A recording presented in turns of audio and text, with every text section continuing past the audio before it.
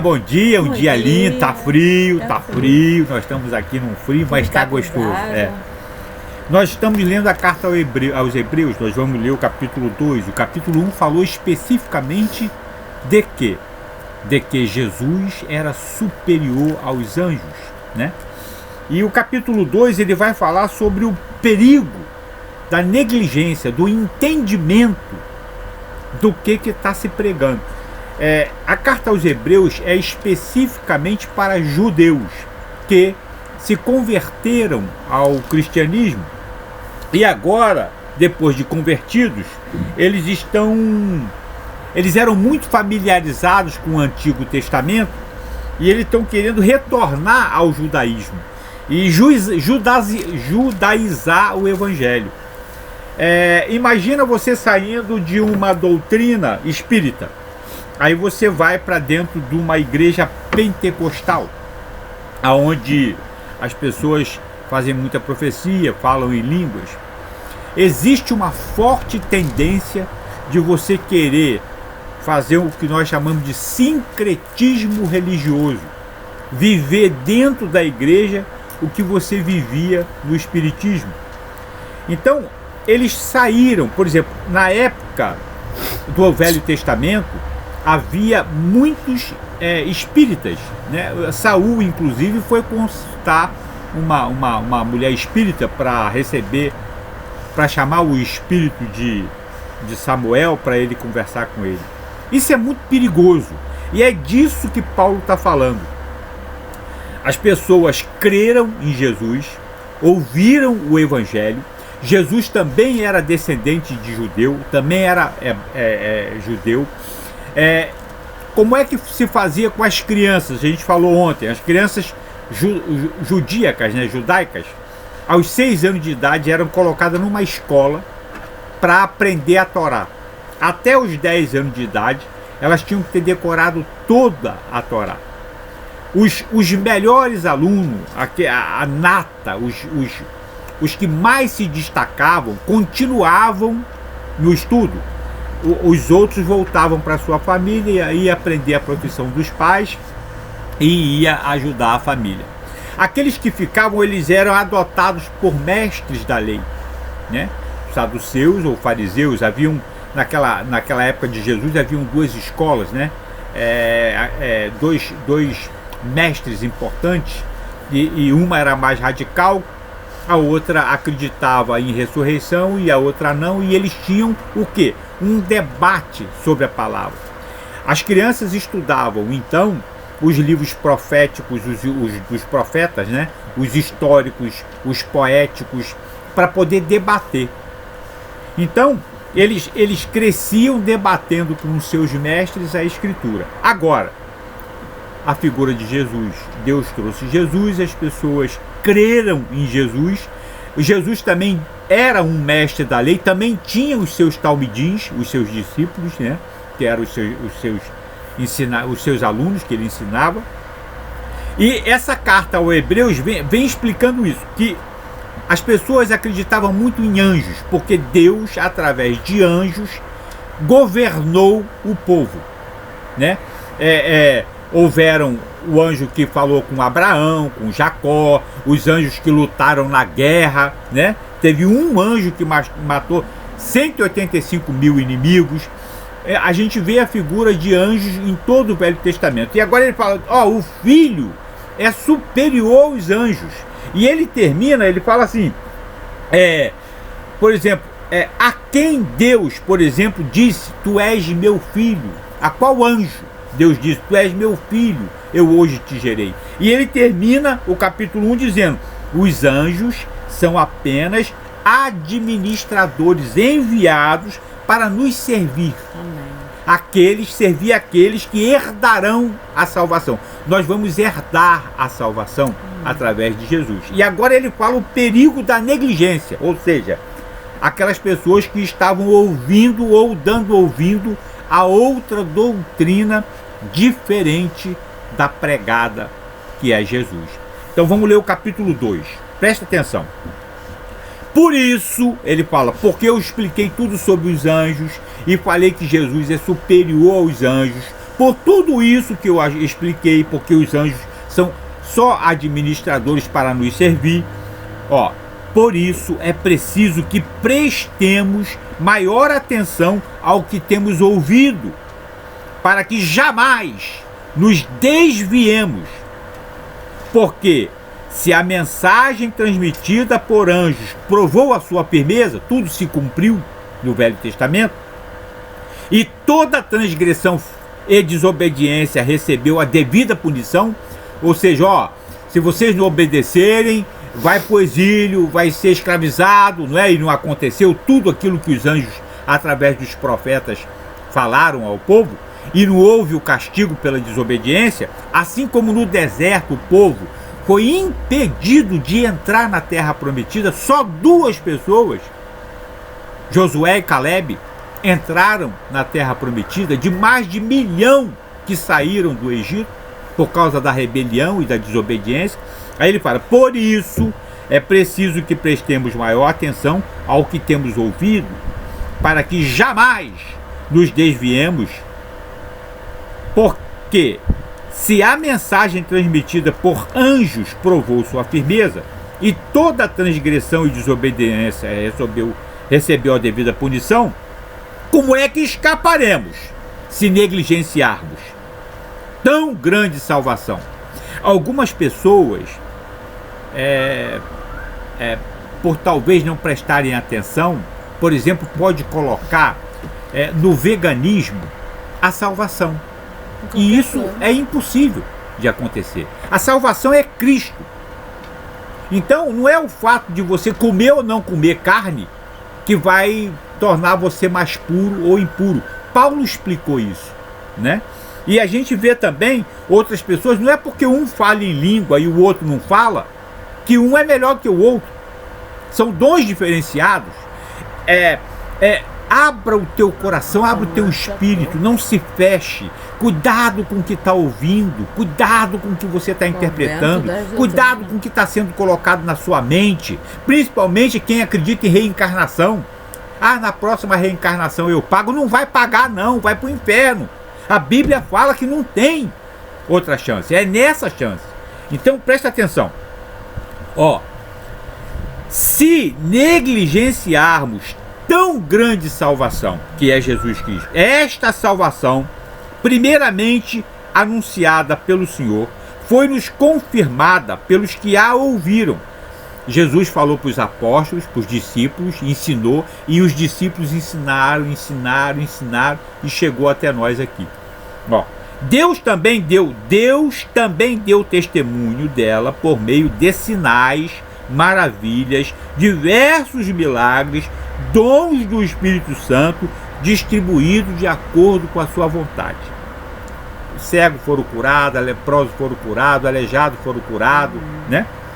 Jesus é feito semelhante a seus irmãos. Nós somos pequenos cristos. Quando Deus olha para a gente, Ele vê Jesus, Ele vê o Espírito dele em nós que cremos e confessamos Jesus. Ó. Não foi a anjos que Ele sujeitou o mundo que há de vir, a respeito do qual estamos falando, mas alguém em certo lugar testemunhou dizendo, que é o homem para que com ele te importe. Foi lá em Jó, está escrito lá em Jó no capítulo 3, verso 17. E o filho do homem para que com ele te preocupes.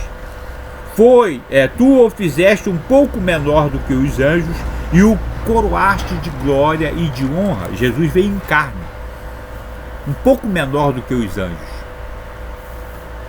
Tu tudo sujeitaste debaixo dos seus pés. Ao lhe sujeitar todas as coisas, nada deixou que não lhe estivesse sujeito. Agora, porém, ainda não vemos que todas as coisas lhe estejam sujeitas. Vemos, todavia, aquele que por um pouco foi menor do que os anjos.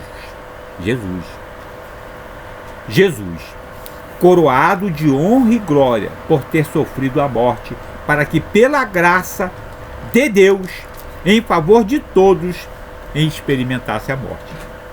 Ao levar muitos filhos à glória, convinha que Deus, por causa de quem e por meio de quem tudo existe, tornar-se perfeito mediante o sofrimento, o autor da salvação deles. Ora, tanto o que santifica quanto os que são santificados provém de um só. Por isso Jesus não se envergonha de chamá-los irmãos. Ele diz: proclamarei o teu nome a meus irmãos, na assembléia te louvarei, e também nele porei a minha confiança. Novamente ele diz: aqui estou eu com os filhos que Deus me deu. Portanto, visto que os filhos são pessoas de carne e sangue, nós, ele também participou dessa condição humana para que por sua morte derrotasse aquele que tem o poder da morte, isto é, o diabo. Jesus veio em carne como nós para derrotar o diabo e derrotou, né? E libertasse aqueles que durante toda a vida estiveram escravizados pelo medo da morte. Não há mais morte. Nós vamos viver eternamente com Deus no céu. Pois é claro que não é a anjos que ele ajuda, mas aos descendentes de Abraão. Por essa razão, era necessário que ele se tornasse semelhante a seus irmãos em todos os aspectos, para se tornar sumo sacerdote, misericordioso e fiel com relação a Deus, e fez propiciação pelos pecados do povo, porque tendo em vista o que ele mesmo sofreu, quando tentado, ele é capaz de socorrer aqueles que também estão sendo tentados. Você, na sua tentação, nós lemos no final de Coríntios, é na sua fraqueza, é aí, na sua fraqueza, que o poder de Deus se manifesta. Quando você aceita, se entrega, entende, compreende, passa a obedecer e seguir os caminhos do Senhor. Tá bom? Fica com Deus. A minha irmã, minha esposa, minha ajudadora idônea, vai trazer uma palavra de conforto para o nosso coração. Amém. Eu queria deixar aqui o perigo da negligência, né? Capítulo 2. Por isso eu preciso que prestemos uma maior atenção ao que temos ouvido, para que jamais nos desviemos. Porque se na mensagem transmitida, que é a palavra de Deus, por anjos, provou a sua firmeza em toda transgressão e desobediência, recebeu devida punição. Como escaparemos se negligenciarmos tão grande a salvação? Esta salvação, primeiramente anunciada pelo Senhor, foi-nos confirmada pelos que ouviram. Deus também deu testemunho por meio de sinais e maravilhas e diversos milagres de dons do Espírito Santo e distribuídos de acordo com a sua vontade. Então, eu tenho um entendimento de que Deus, para a gente não deixar ir por qualquer vento, qualquer doutrina, não deixarmos a nossa esperança no mundo, mas não a gente deixar a nossa esperança no Senhor. A gente poder se entregar totalmente ao Senhor por inteiro, né? E ser obediente, o filho obediente, não desperdiçar a oportunidade que o Espírito Santo chama. Vem, eu estou te chamando, vem fazer parte do corpo de Cristo. Ele oferece. Como que ele oferece salvação? Começa em obediência. Aqueles que quiserem aceitar Jesus como seu único e suficiente Salvador, é uma obediência, né? Que tem um coração quebrantado, está querendo se entregar totalmente a Jesus, né? Por livre e espontânea vontade também, por amor a Deus, por tudo que Deus tem falado ao teu coração. O Espírito Santo tem conduzido você, tem te mostrado a verdade, por toda essa palavra que é comunicada pelo poder da audição, da fala, né? E da audição, de ouvir. A gente aprende a palavra de Deus por ouvir a palavra dele, né? Então, que endureça o coração, que deixe o coração de carne, amoroso, disposto a obedecer, a aceitar Jesus, tá bom? Aqueles que quiserem aceitar Jesus como seu único suficiente Salvador, que possa levantar sua mão e falar: Senhor, eis-me aqui, Senhor, eu aceito o Senhor como meu único suficiente Salvador, escreva meu nome no livro da vida, para que eu possa ser um pequeno Cristo, Pai, como foi falado aqui, a tua semelhança, Pai.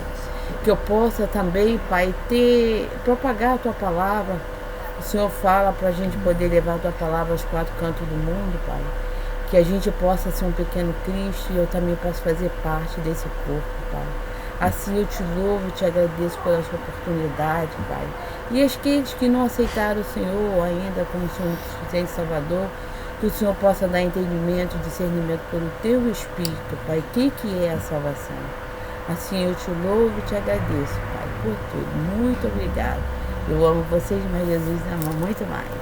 Que Deus te abençoe. Nós vamos ouvir agora o irmão Daniel, que vai trazer pra gente também um pouco mais de lucidez. Tá bom. Aqui, ó, Hebreus 2. A gente falou ontem ali sobre, no finalzinho, né? Que Cristo, onde é que ele fala aqui? Que ele participou. No princípio, Hebreus 1, né? Finalzinho. No princípio, o Senhor Deus firmate os fundamentos da terra, e os céus são obras de tuas mãos. E aqui, fazendo aqui uma combinação, ele fala em Hebreus 2, 6. Mas alguém em certo lugar testemunhou, ou seja, viu, né? E falou, dizendo: quem é o homem para que com ele te importes, ou o filho do homem para que com ele te preocupes? Hoje, você que gosta aí de a teoria de evolução, consulte os cientistas, né, os mais experts do mundo, e veja qual o tamanho da Terra em relação ao universo. Você vai ver que essa palavra aqui faz todo sentido. Quem é o homem? Sabe o que é o homem, meu amigo? Sabe o que é eu e você no universo? Nada, nada. Você é nada, eu sou nada. Nada. Entenda a sua insignificância, a sua e a minha. Eu estou me colocando junto, porque nós somos homens. E entenda a soberania do Criador do universo. Então aqui nós estamos mais um dia falando no nome do Salvador, do Deus do universo, do Criador do universo, daquele que pode te salvar e me salvar. Então dê tempo, dá tempo, dá tempo. Crê em Jesus e será salvo. É o que eu te desejo. Amém, amém. Eu falei Jó capítulo 3, mas é Jó capítulo 7. Jó tá falando, tá respondendo, tá abrindo o seu coração. Elifaz tinha falado muitas coisas e tinha chocado ele. Jó no capítulo 7 fala assim, ó: não é pesado o labor do homem na terra? Tá fazendo uma pergunta, né? Como se Deus tivesse pesado demais a mão, né? Aí ele fala: seus dias não são os de um assalariado? Ele está deprimido, está sofrido, perdeu tudo. Aí ele fala: como o escravo que anseia pelas sombras do entardecer, ou como o assalariado que espera ansioso pelo pagamento, assim me deram meses de ilusão, noites de desgraça me foram destinadas. Quando me deito, fico pensando: quanto vai demorar para eu me levantar? A noite se arrasta e eu fico me virando na cama até amanhecer. Aquela pessoa que está extremamente sem chão, ele está arrasado, né? Como é que pode ter acontecido isso comigo? Ele rola na cama para um lado, para o outro, não consegue dormir. Meu corpo está coberto de verme e cascas de ferida. Minha pele está rachada e vertendo pus. Meus dias correm mais depressa que a lançadeira do tecelão. Ou seja, daqui a pouco eu vou morrer. Ele está muito deprimido. Aí ele fala assim, ó, no verso 14: mesmo aí me assustas com sonhos e me aterroriza com visões. É melhor ser estrangulado e morrer do que sofrer assim. Sinto desprezo pela minha vida. Não vou viver para sempre. Deixa-me, pois os meus dias não têm sentido. O que ele falou? O que nós somos no universo? Nada. Nada. Sem Deus, nós não somos assim, nós vamos deixar de existir. Tum! Não é verdade? Agora olha o que ele fala, ó. Que é o homem para que lhe deis importância e atenção? O homem é a criação de Deus. O homem é o que ele criou. E aí ele manda o filho dele, Jesus, para nascer como homem, passar tudo que nós passamos. E alguns hebreus estão dando mais importância a anjos. É isso que ele está falando. As pessoas estão procurando espíritos, anjos, para poder ter algum esclarecimento, algum discernimento. E ele está falando o seguinte: cuidado com o que vocês estão aprendendo. Ó, é preciso que prestemos maior atenção ao que temos ouvido. É Deus, é Jesus que salva, é Ele que é verdade, o caminho e a vida, é Ele que morreu por nós na cruz. Não é mais nada, não tem reencarnação para você pagar pelos seus pecados. Olha o mundo como é que está. Se reencarnação fosse uma realidade para melhorar, as pessoas melhoravam, mas só piora. O mundo está denegrido, o mundo todo. A própria igreja não melhora, a igreja templo que eu estou falando, a igreja só piora. Cadê aqueles bíblias que tinha a Bíblia como o centro do seu caminho? Agora eles procuram qualquer vento de doutrina, como o Tiago também ensinou sobre isso.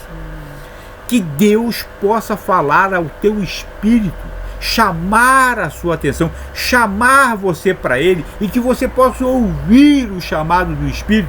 Leia a Bíblia. Limpe a sua mente. Cuidado com o que você segue. Muito cuidado com o que é colocado dentro da tua mente e você passa a seguir, tá bom? Só um é o Senhor. Só Jesus salva, tá bom? Fica com Deus, Deus abençoe.